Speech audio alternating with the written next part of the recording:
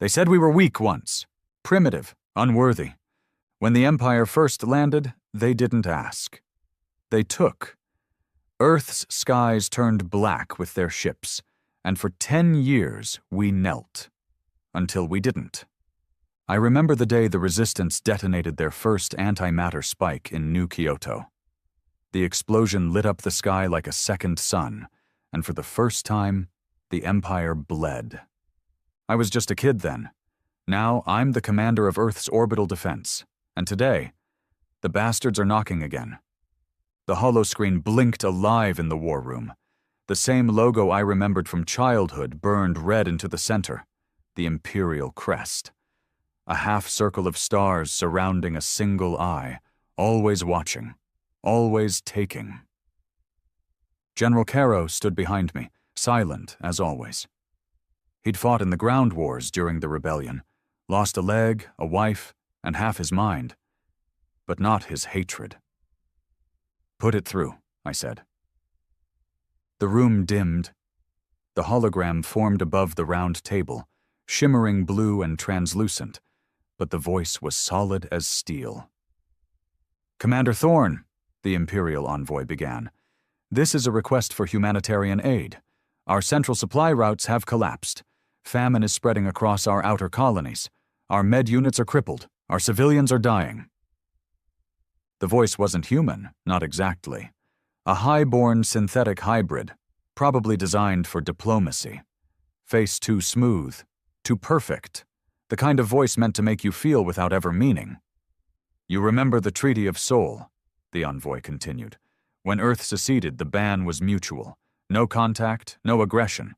But that ban, Commander, was meant to preserve life, not witness it perish."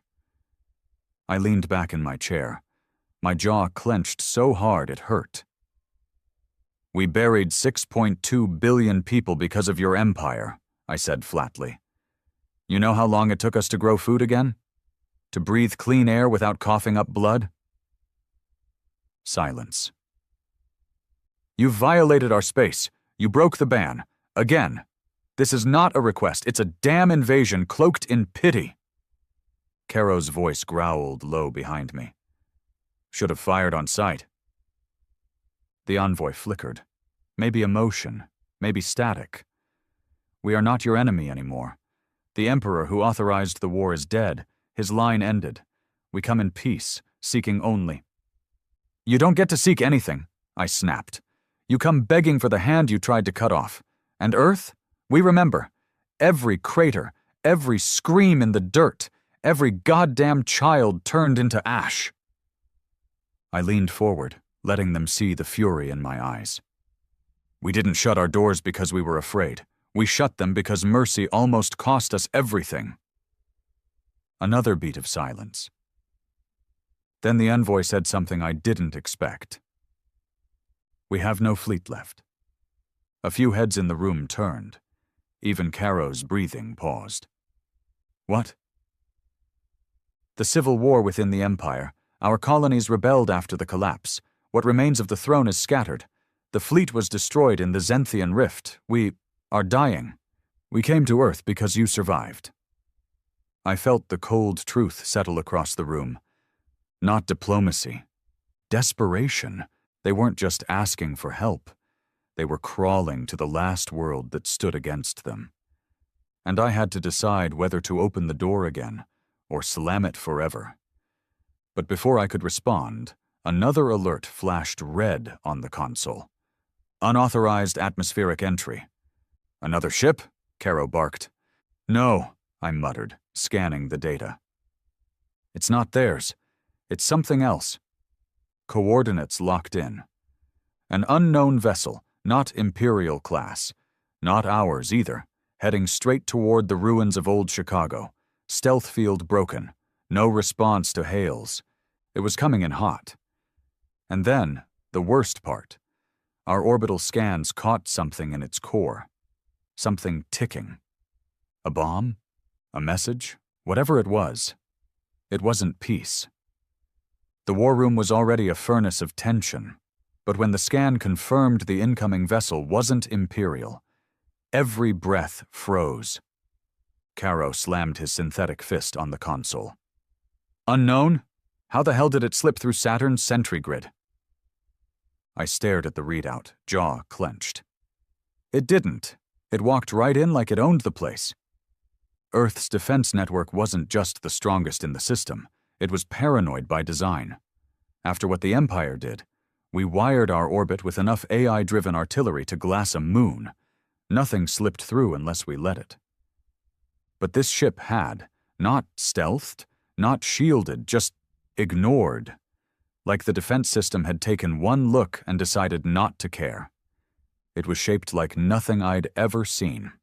Long, asymmetrical, no identifiable propulsion system, no visible weapons. Just a long, pale structure coasting into our skies like a falling god. The room's tension splintered when the projection zoomed into the hull.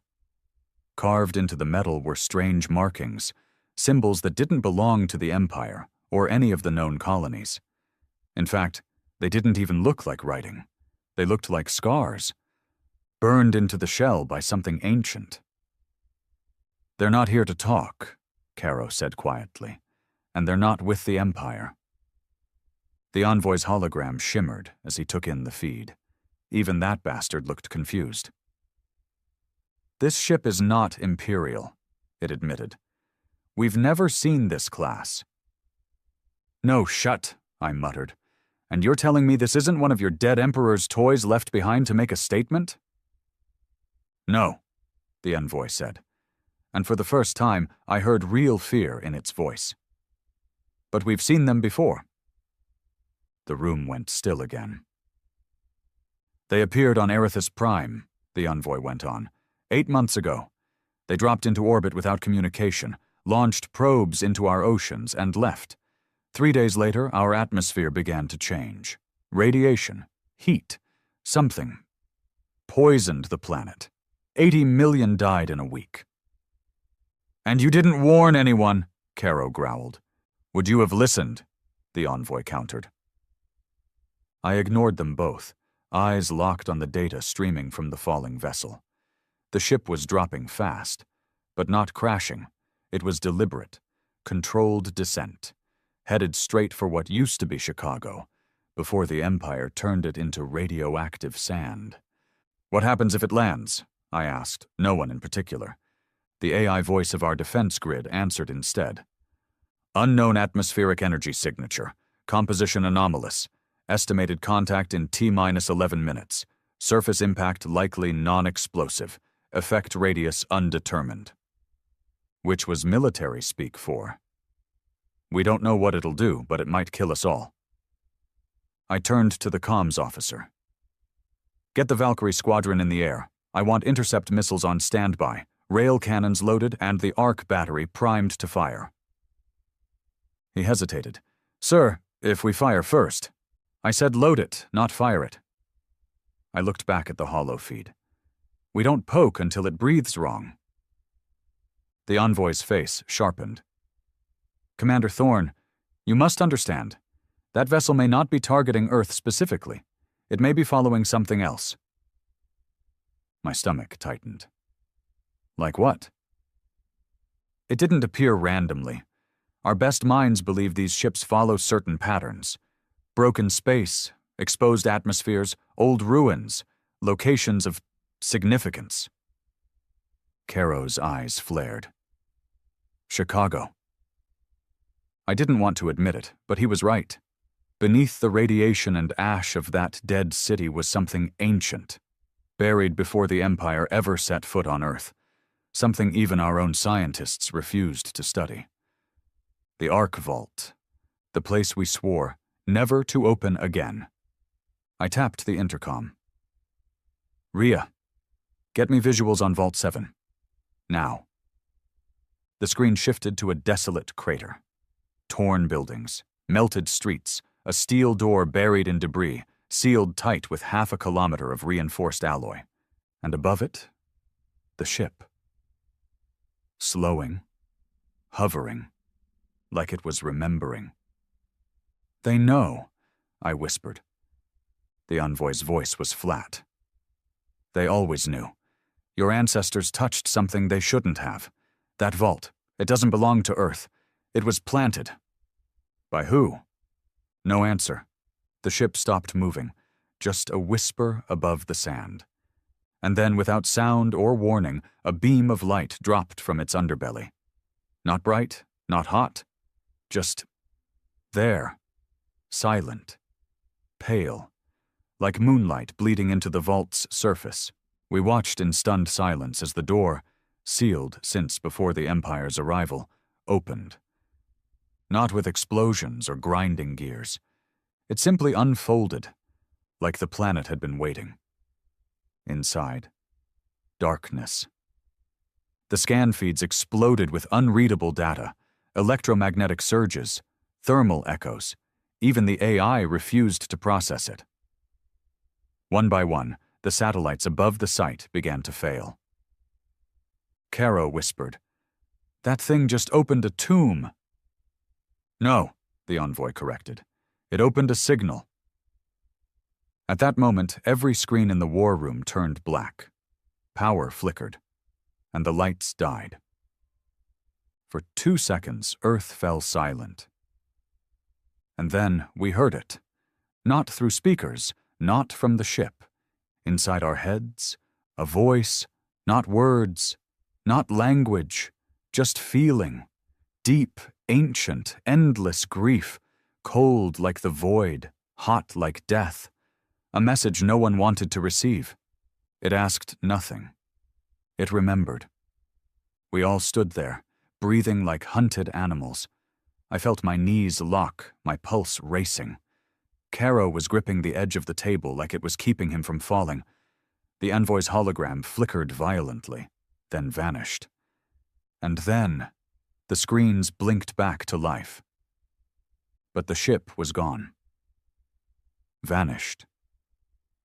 Only the vault remained open, and above it a single black spike embedded in the ground, 10 meters tall, smooth, metallic, humming with unreadable energy.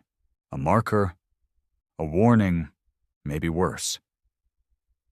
"Get me a drone inside the vault," I ordered, my voice barely steady. The feed cut in within seconds. The drone moved through a hallway of obsidian and gold. Symbols on the walls shimmered as it passed. Every foot deeper into the vault made the signal stronger. Our instruments screamed. Our AI refused to translate anything beyond 2 words. "They're listening." Caro's voice was ragged. "We have to shut it down." "Shut what down?" I muttered. "The vault, that spike, everything. Seal it, bury it. Wipe the crater off the map if we have to." But I couldn't move. Not yet. The drone turned a corner. There was something waiting. A chamber. Round. Gigantic. And inside it, something that made my blood freeze. A body. Human. Or something trying to be. Suspended mid-air in a field of energy. Skin pale, muscles lean, hair black as night. Eyes closed, but its chest was glowing. Alive, barely, and on its chest, the Earth emblem. Old world design. Pre-Empire. Pre-contact. "Who is that?" Caro whispered. I couldn't answer. But the AI translated one more phrase from the vault walls, this time in perfect English. "The first to disobey." The room was dead quiet. No one dared speak as the image of that figure hovered on the screen, suspended in a gravity field, half lit by the faint amber glow from its chest. Eyes still closed. Not breathing, but alive, or something close to it. We all saw it. The emblem burned onto its chest plate. The old Earth sigil, the one lost after the Unification War, before the Empire ever showed up. A relic from a time no one was supposed to remember. "Get me a DNA scan," I muttered, barely above a whisper. The drone moved closer, humming softly, sensors reaching forward. The field around the figure shimmered, almost pulsing as it responded to the proximity, like it was aware, like it could feel us watching. The results blinked onto the display a second later. 95.8% human. But that wasn't what stopped my breath. It was the bottom line. Subject classification. Genotype 0. Unregistered. Pre-colonial genome. Caro stared at it. What the hell does that mean? It means, I said slowly, this thing isn't just old. It's before everything. Before Earth went into the stars.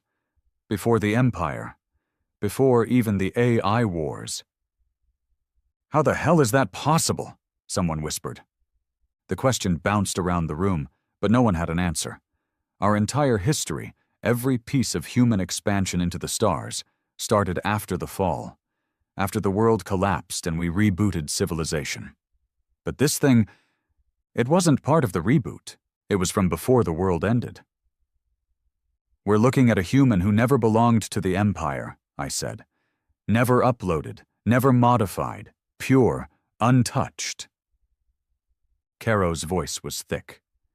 Then why is it locked in a vault, guarded by a ship we've never seen, from an alien species that nuked an imperial world without a word? Good question.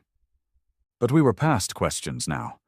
That spike in the sand outside, it wasn't just a marker, it was a trigger, a signal, and the vault was responding to it, ancient tech waking up after centuries, or maybe millennia, of silence. The drone feed suddenly shook. Sparks exploded on the screen. The camera fizzled for a second, and then we heard a sound. Not static, a voice, rough, male, old, worn like stone. Who speaks for Earth? Every person in the room froze. The voice wasn't from the drone. It came through the speakers, through the floor, through us. The figure in the chamber was awake. Its eyes opened, pitch black. No whites, no pupils, just darkness. And it stared straight at the drone, like it was looking through it, into us. I stepped forward. This is Commander Thorne. You're speaking to Earth Central Command. There was a pause. No sound, no movement. And then the figure's head tilted slightly, almost curiously. You broke the chains. I felt it. The weight is gone. Caro looked at me, confused. I didn't respond. The figure's voice was like gravel, ancient, not just old in years, old in suffering. The Empire, gone? They're fractured, I said, collapsing. Their fleets are in ruins. Their throne is empty. Another pause. Then the cycle has ended. At last, I felt something crawl up my spine. What cycle? The lights in the vault dimmed. The drone feed jittered again. And the figure smiled, not wide, not friendly. Just the kind of smile you see on someone who knows a secret too heavy for the world. You were not meant to remember. But I do. The vault walls lit up. Symbols pulsed in rhythmic waves, like heartbeat. The AI tried to translate again but failed. Characters looped into one another, ancient language that predated even our machines. Caro leaned in. Commander, we need to shut that vault. Now! We can't, I muttered. Not without knowing what's inside. Another voice crackled through the comms. Rhea, from Tactical. Sir, we have movement. Multiple heat signatures around the spike. Ground level. They're coming out of the sand. Define they, I said. Not human, not imperial, not mechanical either. The screen changed. New feeds from ground drones surrounding the crater. Figures were emerging from the sand, tall, thin, wrapped in dark cloth and bone plating. Their faces were masked in what looked like obsidian glass. They moved slowly, ritualistically, like they belonged there. Are they armed? No weapons visible, Rhea said. But they're circling the spike, kneeling, like worship. Caro growled. The hell did we wake up? Some kind of cult? The figure in the vault spoke again. They were left behind to wait, fail-safes, custodians, but they do not remember either. Not fully. Wait for what? I asked. The figure's black eyes locked on the screen again. To see if humanity deserved to live, or not. That hit the room like a sledgehammer. No one moved.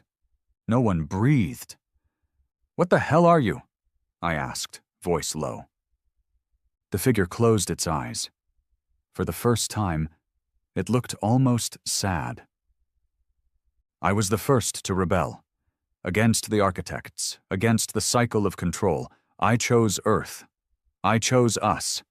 They buried me here when they couldn't kill me. My head spun. The Empire didn't build this vault. You're telling me this predates even them?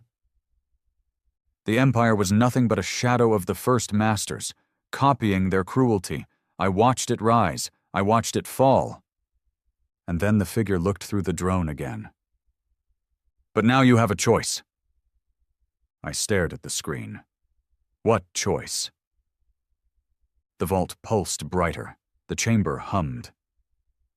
To open the gate, or close it forever. Gate to what? But the figure didn't answer, because suddenly the spike outside began to melt, not explode, not disintegrate. It just folded into itself, dissolving into black mist. And from that mist, a shape emerged. Not human, not machine, a sphere, floating, glowing faintly, silent. And then it spoke, a voice unlike any we'd ever heard. Cold, emotionless, not spoken in sound, but imprinted directly into our minds. Unauthorized breach detected. Vault Primus activation exceeds allowed parameters. Initiate reclamation protocol. The figure inside the vault snarled. They found us!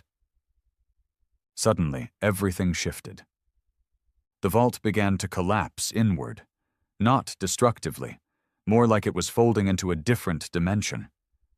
The figure screamed, and the sound shattered every speaker in the room. The drone feed went dead. Alarms blared, power fluctuations surged. The atmosphere around old Chicago turned black, a storm of gravity waves pushing debris miles into the air. And then, silence. Nothing. The vault was gone. Not destroyed, just gone. Caro stood beside me, pale, eyes wide. What the hell just happened? I turned slowly to the comms team. Get me every satellite feed, every AI archive, everything we have on ancient vaults. I want to know who those architects were, who built that gate, and what's waiting on the other side. One of the techs swallowed hard. Sir, we might have just alerted a civilization older than the galaxy. No, I said, voice low. We didn't just alert them. I looked back at the last frozen frame of the vault before it vanished. That black-eyed man staring right into us. We just reminded them Earth still exists. The vault was gone. Erased from the map, not vaporized, not crumbled, retracted, pulled out of reality like it had never existed in the first place. All that remained was a glassed crater and a humming silence that felt like it was watching us. The war room was dark, except for emergency lights. The central grid was fried from the pulse. We were running on isolated systems now, and every major AI had gone into lockdown protocol. Not a crash, a deliberate retreat. Even the machines were afraid. General Caro hadn't said a word in minutes, just stared at the screen like something had torn his mind in half. They pulled him back, he muttered eventually. That thing, the one with the eyes, they pulled him back before he could finish. Or before we could ask the wrong question, I said. No one responded, Not even the comms crew. Most of them were still pale, some shaking. You can train for war, for invasions, for orbital sieges, but not this. Not ancient vaults swallowing reality and voices that speak through your soul. I pulled my chair in and leaned toward the tactical console. Run global scan. Deep orbit to crust. Any new anomalies, gravitational shifts, unexplained activity? I want it up now. The techs got to work. Caro looked at me finally. You think they're coming? I looked back at him. Number, they're already here. 10 hours later, we had our first confirmation. Southwest of Nairobi, the ground cracked open in perfect circular precision. No tectonic activity. No seismic warning. Just a symmetrical hole 800 meters wide and bottomless by all scans. Surveillance drones sent inside were shredded by magnetic interference. Then another hole opened, this one in the ocean, off the coast of Greenland, and then a third, inside an asteroid in the belt, which had been stable and dead for centuries. Each opening pulsed with the same signature as the vault. 0-point gravitational collapse. Whatever we'd awakened, it wasn't limited to Earth. And it wasn't asleep anymore. I sat alone in the command dome, staring at an old analog photo I kept in my desk drawer. My father, before the Empire took him. He'd always talked about the first silence, said there were things Earth had done before the records, that maybe we hadn't been victims when the Empire invaded. Maybe we were hiding. Back then, I thought it was just war trauma, a soldier's paranoia. But now? Now I wasn't so sure. The door behind me hissed open. Rhea entered, eyes tired, uniform torn. You need to see this. I followed her down to the secure data vault. Physical drive storage, old school, built before the digital age, back when paranoia still had a body. She pulled a thick, dust-covered casing from the archive and slid it into the playback system. This is from the original deep memory cache, pre-fall. No one's touched it since the Treaty of Embers. The screen flickered, static, then rolled into video. Black and white, fuzzy. A man, tall white lab coat, weathered face, stood in front of a massive sphere, identical to the one that appeared at the vault site. He was sweating. Terrified. If you're watching this, he said, then the vault has opened, and that means the architects have returned. Caro and 2 others had entered by now. No one spoke. We were never alone. The Empire didn't find us. They were guided to us. A trap. A distraction.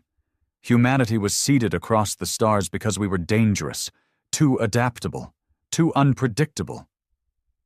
The man swallowed hard. We disobeyed first. We tampered with the source. We opened the gates.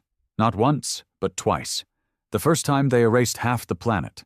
The second time they buried us under our own ashes and blamed it on war. The image zoomed in on the sphere, a faint glow at its center, a heartbeat. If the vault activates, that means the signal has reached the outer dark. The ones who listen, they will come, and they will not ask for surrender. They don't kill out of hate. They kill because we forgot our place. The screen froze. The recording cut. We stood there for a long time. Caro's voice finally broke the silence. We were never the victims. No, I said. We were the original threat. The next day, the Imperial envoy returned. Their ship, once hovering with quiet confidence, now drifted like a wounded animal. No escorts, no shields. They didn't even land on the tarmac. They dropped their representative into our perimeter like a crate. He looked worse than before. Pale, eyes bloodshot, clothes ripped and burnt. He stumbled into the command dome with one thing in his hand, a piece of the vault spike. Somehow it had reappeared aboard one of their last functioning cruisers. No explosion, no impact, just there, humming on the bridge. I didn't come to negotiate, he croaked. I came to warn you. About what? I asked coldly. The envoy looked at me with something I didn't expect. Pity. There's another vault, on one of our moons. We found it years ago. Tried to open it. Failed. But now it's awake. The gate opened last night. He paused, breathing hard. Everything within 300 kilometers is gone. Not destroyed, not even disintegrated, just missing. What did you see? I asked. He shuddered. Something walked out. Not a ship, not a machine. It looked like a child. Skin like fire. Eyes like stars. It looked at our general and said, "You taught them pain. Let them teach you now." And then it touched the ground. He showed us his arm.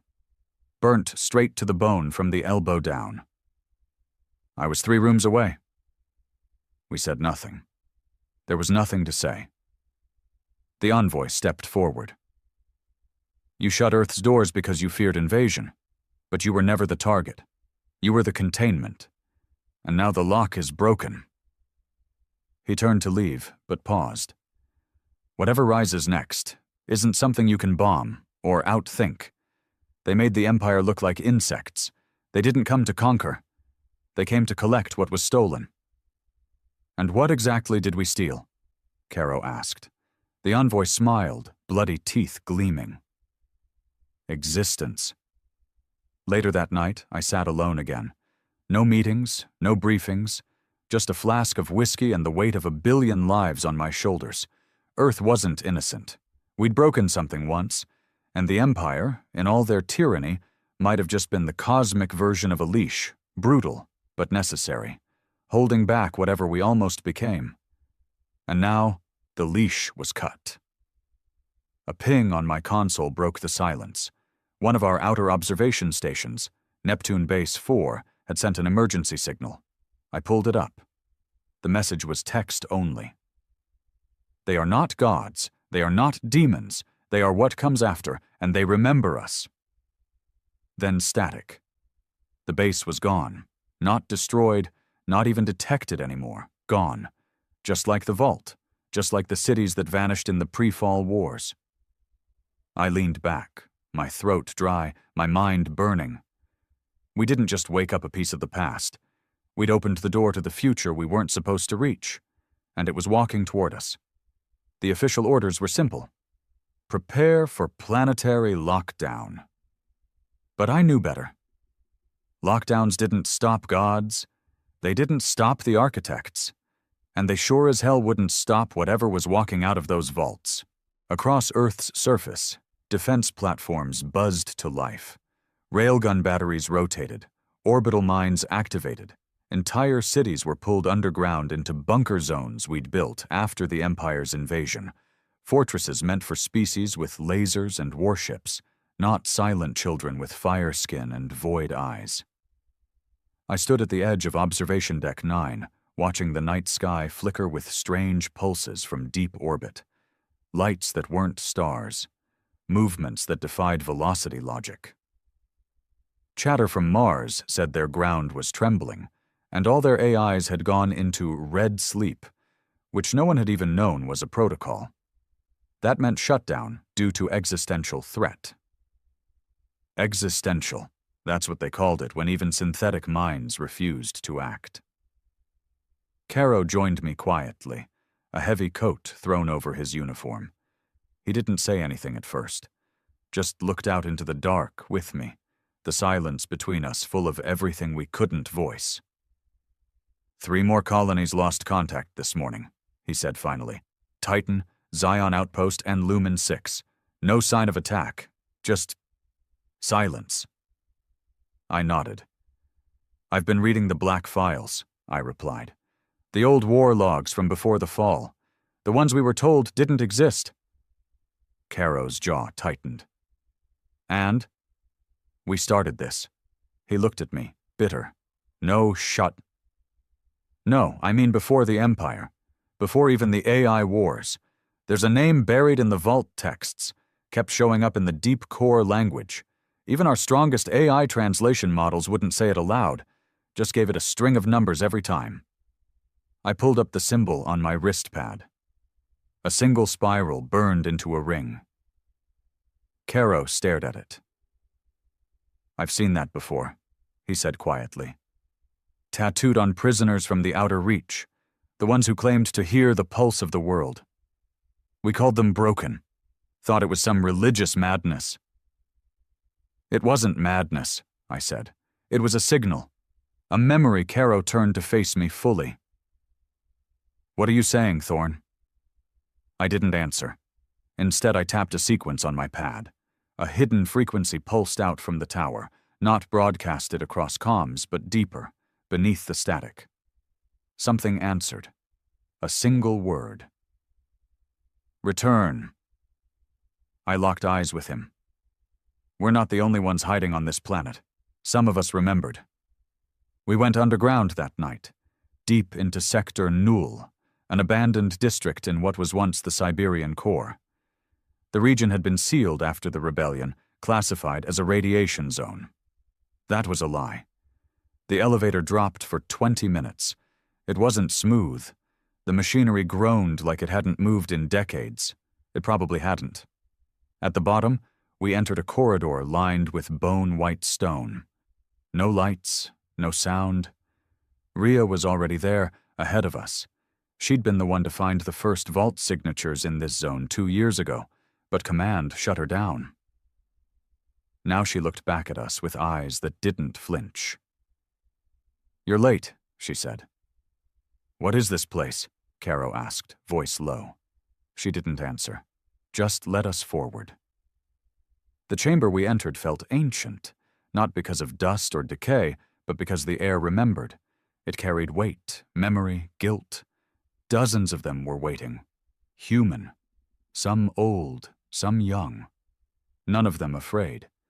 Every one of them bore that same spiral ring tattooed into their flesh. The leader stepped forward, an older man with silver hair and skin the color of deep bronze. His voice was calm, deep. "You have questions?" he said. "We have answers." I spoke first. "Who are you?" "We are the Silence Keepers," he said. "The ones who remembered Earth's first rebellion. The real one, against the ones who made the stars." "You mean the architects?" His face darkened at the name. "They were never gods. They were jailers. They seeded thousands of worlds, including this one, each with vaults, each with guardians. Earth was the first to refuse obedience." "And the man in the vault?" I asked. The Silence Keeper's eyes grew heavy. "He was the first to disobey, the first to break the control. And because of him, we suffered the great forgetting, the fall, our history erased, our skies rewritten." Caro stepped forward. "Then what do they want now?" "Balance," the man said, "but not the kind you think. The architects don't seek to destroy, they seek to correct. And Earth, to them, is a mistake." A screen flickered to life behind him. Old tech, analog feed, and on it, the same black spike we'd seen in old Chicago. Only this one was pulsing, and it wasn't alone.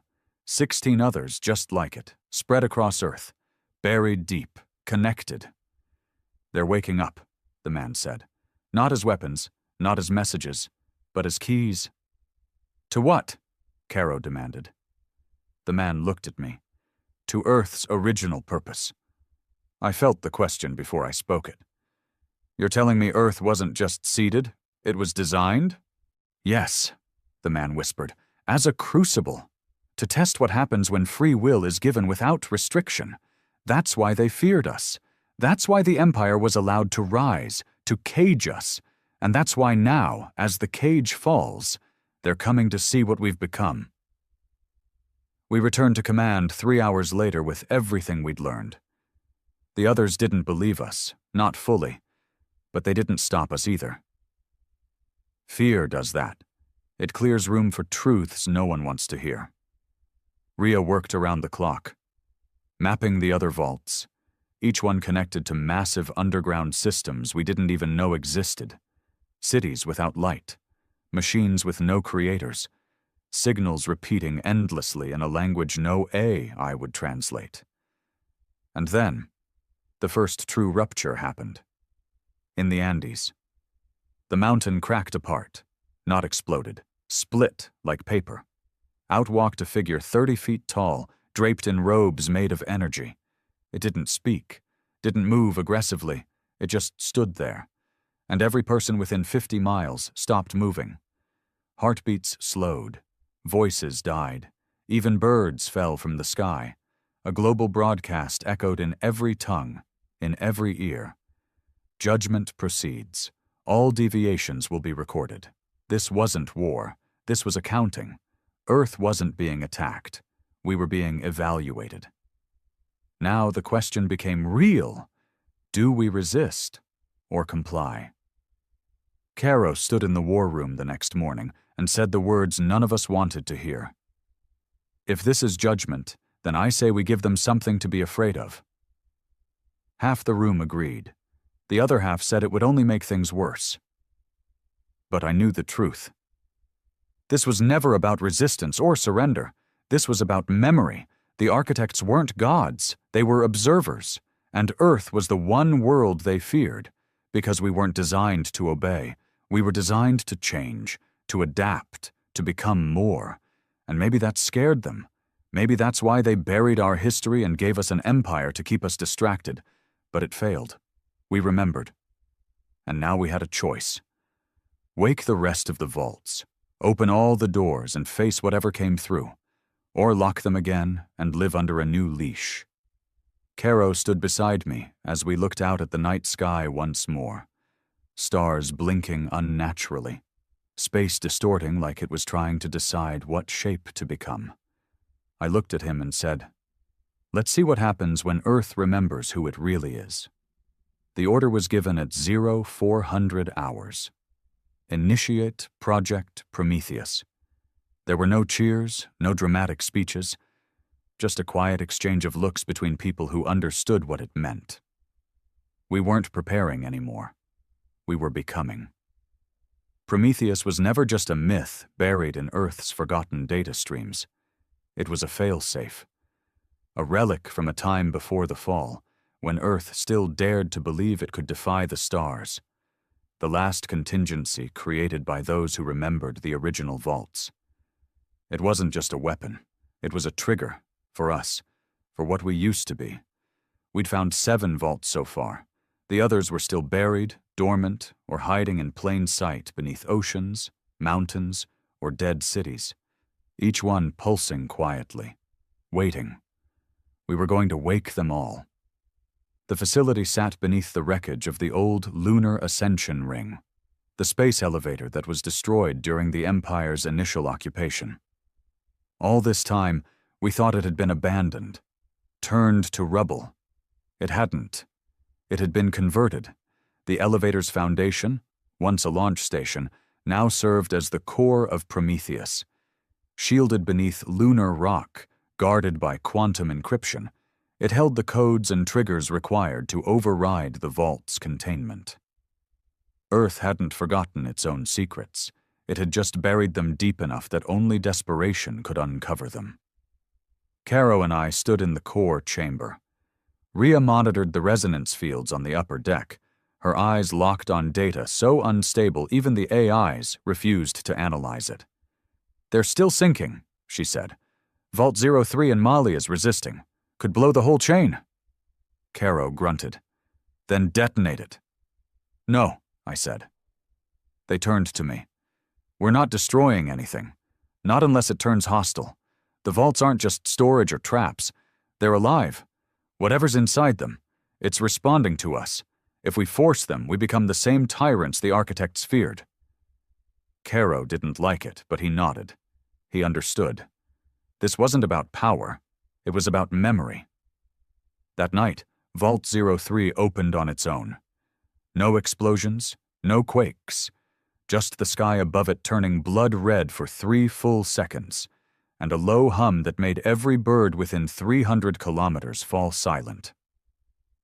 Inside the vault, our scouts found something impossible, a map.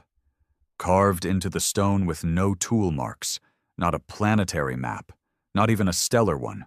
Universal, coordinates, pulses, data too old for us to fully decode. But at the center of the spiral? Earth, labeled not as a world, but as an origin point. Jesus, Rhea whispered as the map turned slowly on the holoscreen. We weren't just the first to disobey. I nodded. We were the first created. Caro leaned in close. Then what the hell are the architects? I stared at the pulsing lights across the spiral. Scared. 3 days later, the first avatar stepped through. That's what the vaults called them.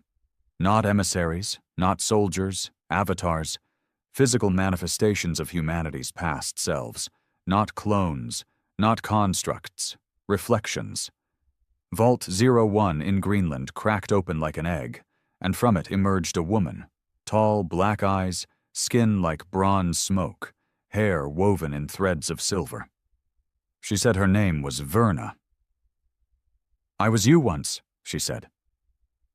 She stood at the gates of our northern defense tower, unarmed, barefoot, and completely unafraid. We let her through. She walked into command like she'd been born there, looked at me, smiled, and said, "You're ready." I didn't ask how she knew me, how she spoke our language, how she moved like she'd seen this room 1,000 times. Because deep down, some part of me remembered her too. Caro didn't trust her. Rhea didn't either. But I didn't have time for trust. I had time for truth. What are you? I asked. Not what, she said. When? I am your potential. A path you once walked. The architects tried to erase it, overwrite it with false evolution. They built the empire to suppress it. And now you're back? She nodded. Because you called us. The vaults are not prisons, they are archives of what you once were, of what you may become again.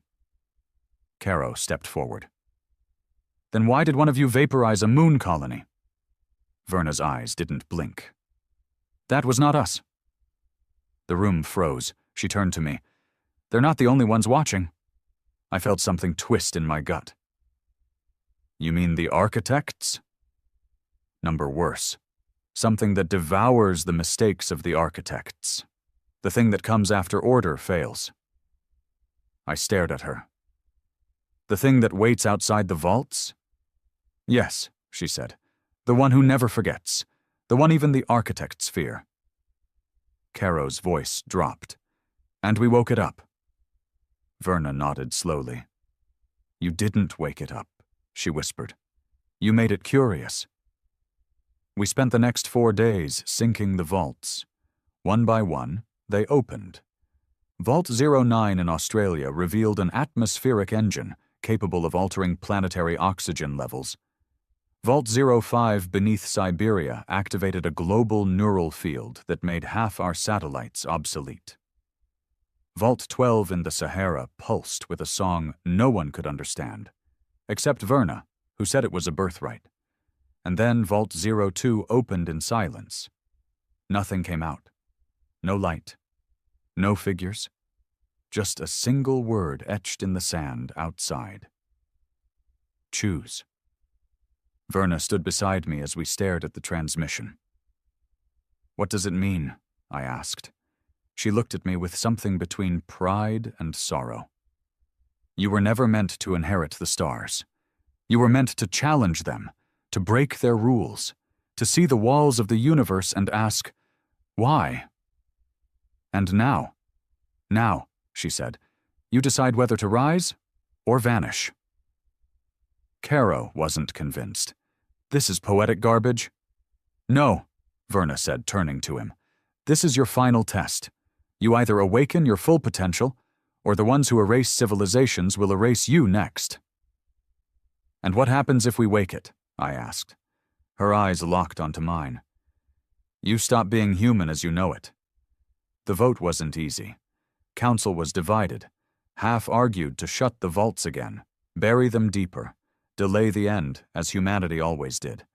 The other half, the ones like Caro, Rhea, and myself, knew there was no more delay.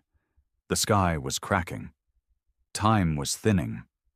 The architects had come, and something darker stood behind them. We cast the deciding vote at midnight. Activate full Prometheus sequence. Every vault, every archive, every forgotten part of ourselves, open, not for war, not for conquest, but to finally remember what Earth was meant to be. They say when it happened, the sky turned violet. Every vault burst into light. The oceans hummed. The gravity shifted. And across the planet, billions of people felt it in their bones. Not pain, not fear, recognition, like waking up from a coma you didn't know you were in. And then, silence. The kind of silence that only comes before the universe speaks. And it did. From the center of the earth, a pulse echoed outward, not through the air, not through machines, but through existence itself. And the stars dimmed, just for a moment. But long enough for every civilization watching, the Empire remnants, the broken colonies, even the architects beyond the veil, to understand. Earth remembered. And Earth was no longer just human. The world changed in a single breath. Across every continent, vaults pulsed in sync. Old stone and impossible technology humming with a rhythm that wasn't just mechanical, it was alive. The sky shimmered in colors that had no name. Oceans glowed. Birds stopped singing. Gravity turned soft for a few seconds, like the planet forgot how to hold weight. Billions of people stood outside their homes in silence. They didn't scream. They didn't panic. They just looked up. And for the first time in human history, we all felt the same thing. We were not alone. Not in the stars. Not on this planet. Not even in our own minds. Rhea called it a global resonance. Verna called it the calling. Caro called it what it truly was. The moment before rebirth. In the hours that followed, humanity fractured. Some embraced it, gathered around the vaults, touching the stones, singing old languages no one remembered teaching them. People who had never met began sharing the same dreams, symbols, memories, places they had never seen. Others ran, hid, called it a false god's invasion. Those with old faiths declared it blasphemy. The remnants of the empire that still operated in Earth's orbit sent one final message. Surrender the vaults or be purged. We didn't respond, because they were already too late. The vaults were no longer doors. They were becoming us. In the upper towers of command, Rhea watched the feeds. She hadn't slept in 40 hours. Her eyes were bloodshot, voice hollow. Still she moved like her veins were filled with fire. Vault 07 just reshaped the terrain outside Nairobi, she said. The mountain moved, lifted. No tectonic activity. It just stood up. Stood up? I echoed. Yeah, like a giant. But it's made of stone. It's not a creature. It's Earth itself responding. Caro stood behind her. He wasn't surprised. Territorial defense, he muttered. Planetary memory turned into instinct. The vaults are rewriting the rules of physics. And the architects? I asked. They're watching, Rhea said. Just outside orbit. 12 ships. No movement. No hails. They're waiting to see what we become. I looked at Verna, who stood in the corner of the room, silent and still, her black eyes watching something none of us could see. They're not going to wait forever, I said. She nodded. They don't have to. You're almost there. She took me into the vault again that night. Not one of the public ones, the first. The original vault buried under the Mariana Trench, now risen above sea level for the first time in history, standing tall like a black tooth reaching into the clouds. We traveled in silence. Verna didn't use a ship. She bent space. One blink, we were in command. Next blink, We were standing at the gates of a temple that should have been buried under miles of water and volcanic rock. The air was heavy. Every breath felt like a question waiting to be answered. "You asked me once what would happen if you remembered," she said.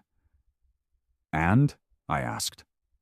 She turned to me, her face calm but unreadable.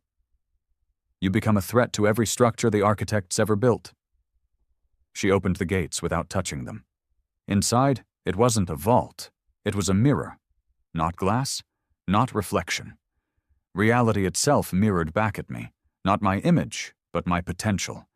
Versions of me, hundreds, thousands, all walking different paths. Warrior, tyrant, savior, destroyer, versions who had sided with the architects, versions who had betrayed them, even one who had burned the earth just to spite the stars. "This is what they fear," Verna said. "That you are not one thing. That you are everything, unstable, unpredictable, uncontrollable." I stepped forward. My reflection didn't move like me anymore. It smiled first and whispered, "You are the virus in their code." Back on the surface, chaos had ignited. Not from the vaults, but from us. The Empire's remnants had launched a kinetic strike from orbit. One final act of fear.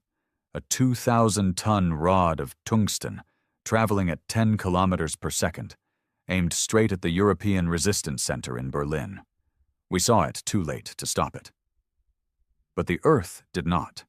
Vault 04 opened wide and something massive emerged, a being of glass and wind, no bones, no eyes, just presence.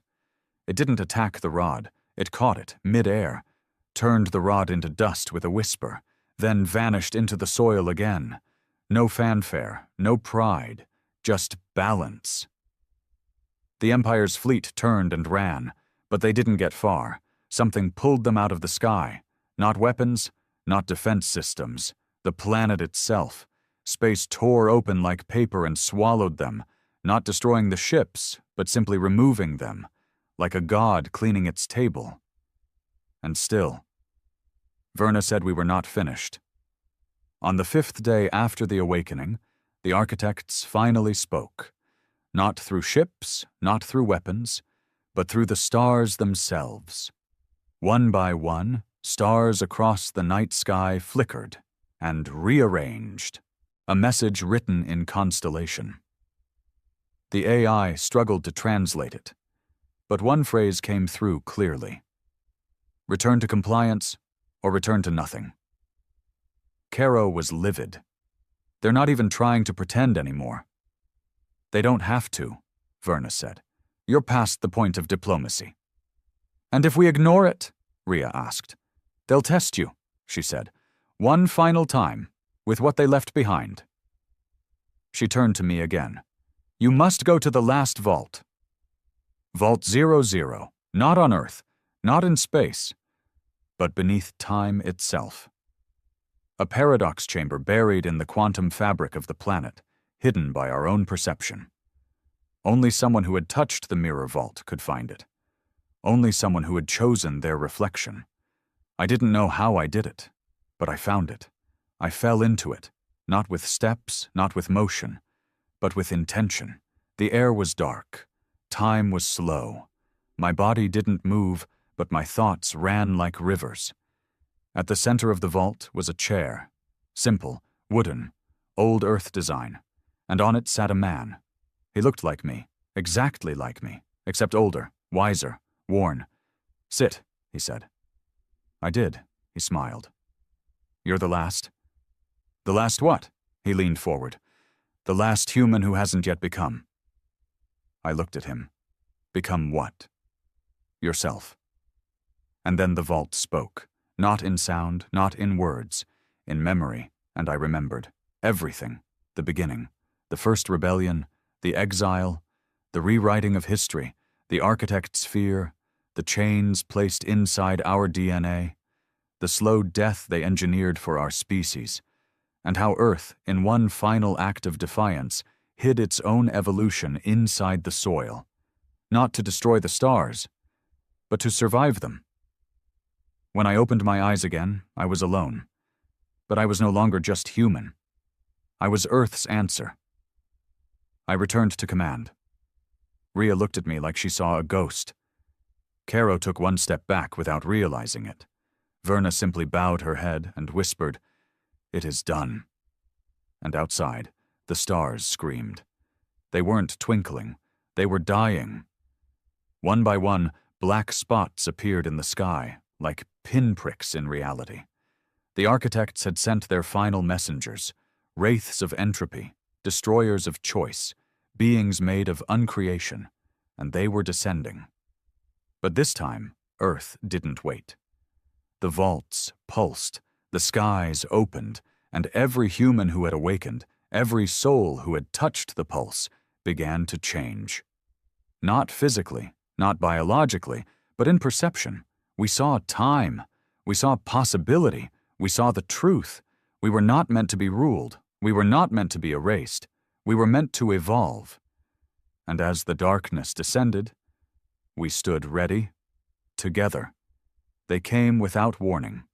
No fleet, no countdown, no demand for surrender. The sky tore open like it had grown tired of pretending to be sky. From the black gash above Earth, they descended, beings born of the architect's final fear. The wraiths. They had no form, not one the eye could fully understand. They flickered like shadow and static, mouths that spoke without sound, fingers that dissolved light when they moved. Not made of matter, not made of code. They were something older. They were unmaking itself. Our weapons didn't matter. Our shields, our ships, our orbital batteries. Nothing landed. Nothing touched them. Lasers passed through them. Nuclear charges faded to whispers. Even the AI networks refused to engage. One by one, the systems shut down and went silent. It was like Earth itself knew what we were facing and was waiting to see what we would choose. I stood in the command dome, surrounded by leaders and soldiers and silence. Verna's voice was calm behind me. "They are not here to kill." I turned sharply. "Could have fooled me." "They are here to observe, to see if you fold, if you forget again, if you beg." I stared at the massive black mass floating above the Atlantic. Its edges moved like smoke being played in reverse. The space around it cracked, as if reality couldn't hold its presence. "And if we don't?" I asked. Verna's eyes met mine. "Then you pass." Caro stood beside me, one hand on the rail, his other clenching a sidearm that wouldn't do a damn thing. "Pass what?" "The final test," she said. "The test the architects never wanted you to survive." On every continent, vaults began to hum. Some cracked open further, others split into dozens of floating shards that hovered above cities. No one panicked now. Panic had passed. What remained was raw clarity. People began to gather, not because we ordered them to, because the vaults called. They came barefoot, armored, sick, young, old, armed with nothing but instinct, humans who had never met, never trained, never known what this day would be. But when they stood together under those humming lights, they looked like they belonged there. And then it began. The wraiths moved, not to attack, to test. The first trial was over Japan. A wraith descended into a city of over 6 million. No noise, no energy, just presence. And in its presence, people began to vanish, not die. Vanish, one by one, mothers, sons, soldiers, doctors, erased as if they were sketches in the wrong story. But then the vault pulsed, and the people returned. Same faces, same clothes, but with eyes that burned silver, not confused, not angry, awake. "They tried to overwrite us again," Rhea said, scanning the new data from Vault 08. "But the vault rewound time for them." "No," I said. "Not time, memory. The vault protected their memory from the wraiths.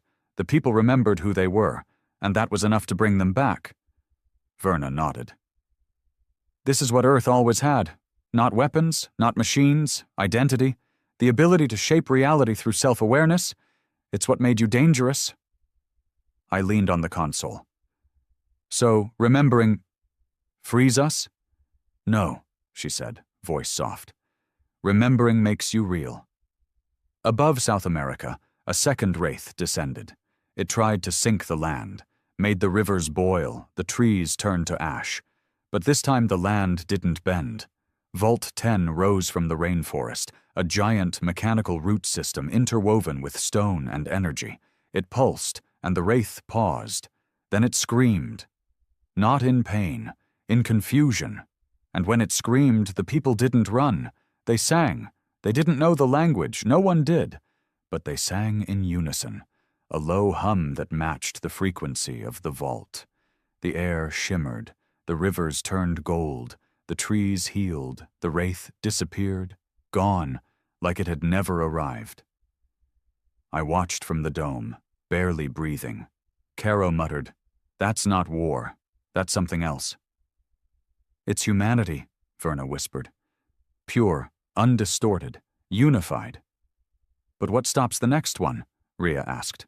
"What if they descend together?" Verna's eyes turned distant. "Then Earth answers." She looked at me. "No more tests, no more simulations. You have to speak now." "Speak to who?" I asked. She pointed at the sky. "To them." I didn't know how to do it. No training, no interface, just instinct. I stood atop the Old World Bridge in Geneva, where the Empire once held court, where the architects had built their first listening tower. The stars above were all wrong now. The constellations we had known since ancient days had warped, bent into curves and spirals. Some said they were forming a sigil. Others said it was a door. Either way, I knew what I had to do. I closed my eyes, and I remembered. Everything. The first Earth, the exile, the false history, the cycles, the lies, the countless human souls wiped clean by architect algorithms, the vaults, our last protection, the man I'd met in the paradox chamber, me, older, stronger, and the whisper from the mirror vault. You are the virus in their code. So I spoke, not with words, with presence. I let the architects feel me, not my power, my humanity, my conflict, my guilt, my fire, my memory, and for the first time in recorded history. The wraiths hesitated. One by one they paused, like statues made of dark thought. The shadows stopped flickering. The sky froze. And then they spoke. Not as one voice, as millions, millions of memories they had stolen, deleted, erased. But they couldn't erase what Earth had become. They said only one thing. "We see you." And then they knelt. All of them, every wraith, every entity, every architect vessel still orbiting in the void beyond Saturn, they knelt toward Earth. Because it was over.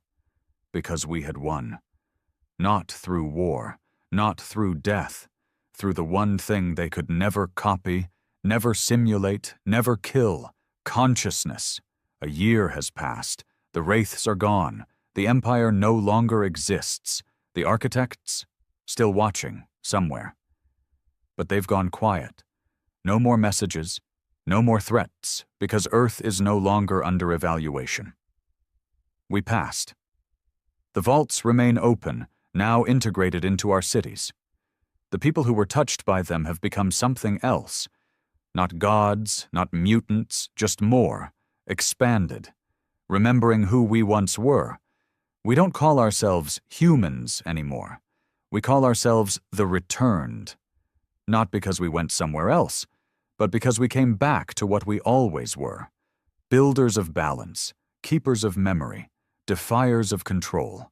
And if they ever try to test us again, we won't kneel, we won't run. Because now Earth does not forget. Not again. Not ever.